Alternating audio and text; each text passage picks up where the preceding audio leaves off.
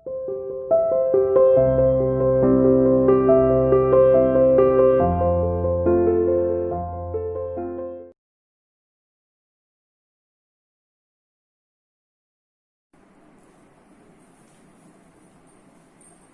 बेटा, कैसे हो? Welcome to online classes. बेटा, आज हम अपना हिंदी विषय में जो हमारा लेसन चल रहा था, राम लक्ष्मण परशुराम संवाद, आज हम अपने लेसन को कंप्लीट करते हैं। यानी हमारा लास्ट पद्यांश बचा हुआ है, जो इस लेसन का पद्यांश नंबर 6 होगा, जिसको हम आज कंप्लीट करेंगे। आज हमारा ये लेसन पूरा हो जाएगा। ठीक है, तो ये हम जो पढ़ रहे थे राम लक्ष्मण परशुराम संवाद, इसमें आखिरी में जब परशुराम और लक्ष्मण का जो संवाद होता है, उसमें लक्ष्मण जब व्यंग वचन बोलते हैं तो परशुराम का क्रोध 7वें आसमान पर चढ़ जाता है, और वो जब अपना फरसा संभाल लेते हैं तो वहां जो उपस्थित लोग होते हैं, राजा जो वहां उपस्थित थे, वो सब हाय हाय पुकारने लगते हैं। क्योंकि उनको लगता है कि अब बहुत हो चुका है और अब ये परशुराम जी लक्ष्मण का वध कर देंगे। इसलिए अंत में जब लगता है कि परशुराम का क्रोध बहुत अधिक बढ़ गया है, तो श्री राम अपने शीतल वचनों से उनके क्रोध को शांत करने का तरीका निकालते हैं और अपने भाई को आंखों के इशारे से चुप रहने के लिए कहते हैं, यानी उन्हें इशारे में ही बोलने से मना करते हैं। तो आज का ये लास्ट जो पैरा है, इसमें ये बताया गया है। अब बेटा आइए हम अपने पद्यांश पर आते हैं कि क्या कहा है तुलसीदास जी ने। ठीक है, तो देखिए तुलसीदास जी ने कहा है कि पहले हम अपना जो पहरा है वो पढ़ते हैं। कहेहू लखन मुनि सीलू तुम्हारा, को नहीं जान विदित संसारा। माता पित ही पुरिन भय नीके, गुरु रिनु रहा सोचू बड़ जी के। सो जनु हमरे ही माथे काढ़ा, दिन चली गए ब्याज बड़ बाढ़ा। अब आनिए बिहारीवा, बोली तुरत देव में थैली खोली। सुनी कटु वचन कुठार सुधारा, हाय हाय सब सभा पुकारा। भृगुवर परसु देखा बहु मोही, विप्र विचारी बचो नृपद्रोही। मिले न कभू सुभट रन गाढ़े, द्विज देवता घर ही के बाढ़े। अनुचित कही सबु लोगु पुकारे, रघुपति सनैन ही लखनऊ नेवारे। लखन उत्र आहुति, सरिस भृगुवर कोपु कृषाणु। बढ़त देखी जल सम वचन बोले, रघुकुल भानु। देखिए क्या कहा है कि कहेहू लखन मुनि सीलू तुम्हारा, यानी इससे पहले वाले पहरे में परशुराम ने कहा था विश्वामित्र से कि हमारे स्वभाव के बारे में इसको बता दो और इसे रोक लो। तब लक्ष्मण परशुराम से कहते हैं कि कहेहू लखन मुनि सीलू तुम्हारा, कि हे मुनि आपके सील स्वभाव के बारे में कौन नहीं जानता। कहेहू लखन, लक्ष्मण कहते हैं मुनि कि हे मुनिवर, सीलू तुम्हारा, सीलू सील स्वभाव, कि तुम्हारे सील स्वभाव के बारे में कौन नहीं जानता। को नहीं जान विदित संसारा, तुम्हारे सील स्वभाव के बारे में सब जानते हैं, संपूर्ण संसार तुम्हारे इस स्वभाव से परिचित है। यानी सब लोग तुम्हारे स्वभाव के बारे में अच्छी तरह से जानते हैं। पहली पंक्ति एक बार फिर से देखिए कि कहे हूँ लखन मुनि सीलू तुम्हारा, को नहीं जान विदित संसारा। कि हे मुनिवर, तुम्हारे सील स्वभाव के बारे में कौन नहीं जानता, क्योंकि सारा संसार तुम्हारे स्वभाव से परिचित है, जानता है। विदित संसारा, संपूर्ण संसार। अगली पंक्ति, माता पित ही उरिन भय नीके, गुरु ऋनु रहा सोचू बड़ जी के। यानी लक्ष्मण क्या कहते हैं कि तुम माता पिता उरिन भय नीके, उरिन मतलब ऋण से मुक्त, भय हो गए, नीके भली प्रकार से। सामने बेटा शब्दार्थ मैंने लिखे हैं बोर्ड पे, तो वहां से अपने देख के अपनी बुक में अंडरलाइन करके पेंसिल से नोट कर लेना।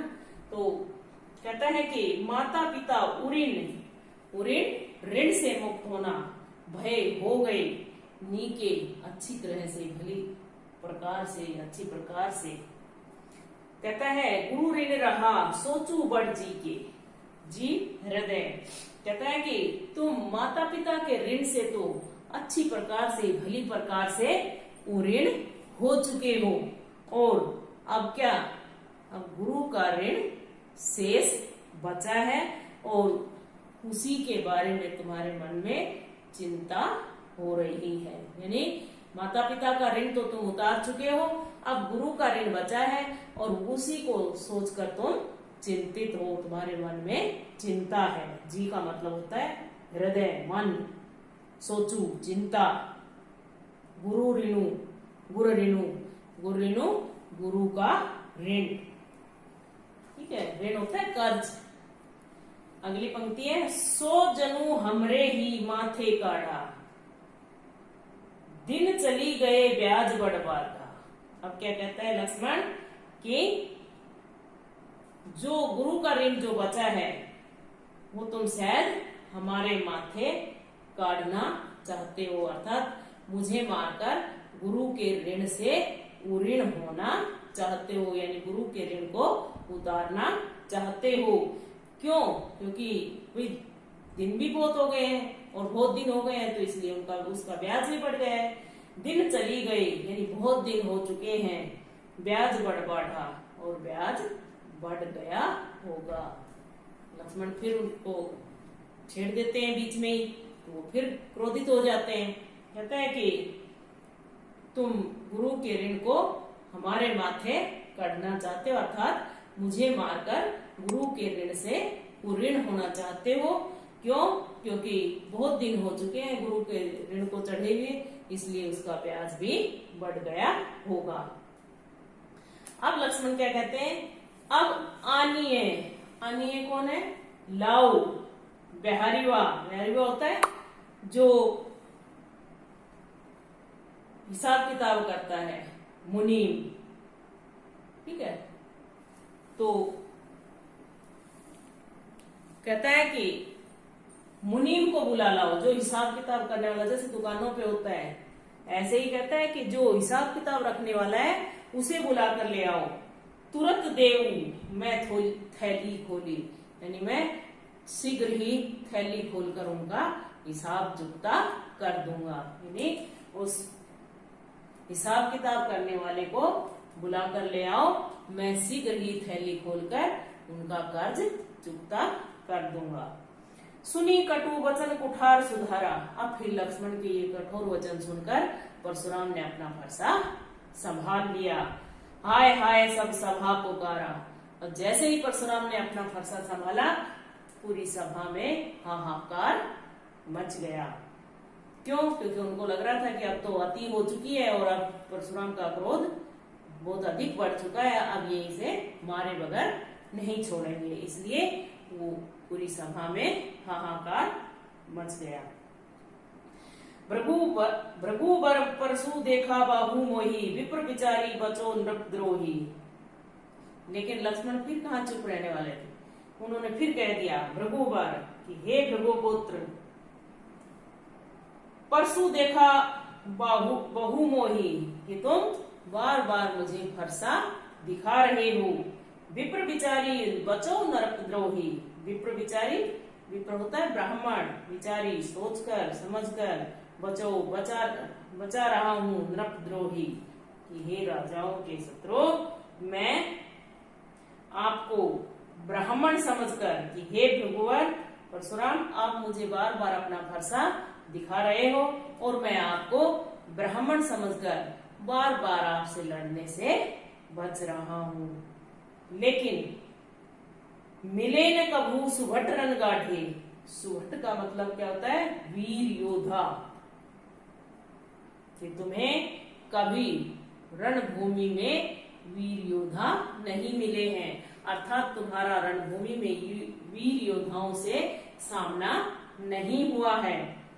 द्विज देवता घर ही के बाढ़े कि हे ब्राह्मण देवता, तुम तो घर में ही फले फूले हो, यानी तुम्हें कोई वीर योद्धा नहीं मिला है, तुम अपने घर में ही अपनी वीरता के कारण फले फूले हो। यानी उन्हें लगता है कि हमारे जैसे कोई वीर योद्धा परशुराम का सामना नहीं, यानी वीर योद्धा ने कभी परशुराम का सामना नहीं किया है, इसलिए वो अपने आप को ज्यादा वीर समझता है। आगे देखिए, अनुचित कही सब लोगु पुकारे। कि अनुचित कही, अनुचित जो सही ना हो, कही सब लोगु पुकारे, यानी सभा में जो लोग उपस्थित थे उन सब ने कहा कि ये लक्ष्मण अनुचित बोल रहा है, गलत बोल रहा है, यानी ये सही नहीं है जो बोल रहा है कि तुम घर में ही वीर योद्धा हो। तो कहता है कि जो सारी सभा में जो लोग उपस्थित थे, जो वहाँ जितने राजा महाराजा उपस्थित थे, उन्होंने कहा कि ये अनुचित है, यानी जो लक्ष्मण बोल रहे हैं ये बिल्कुल सही नहीं है। रघुपति सैन नहीं लखनऊ नेवारे। और जब राम ने लक्ष्मण के यानी सभा की ये बातें सुनी,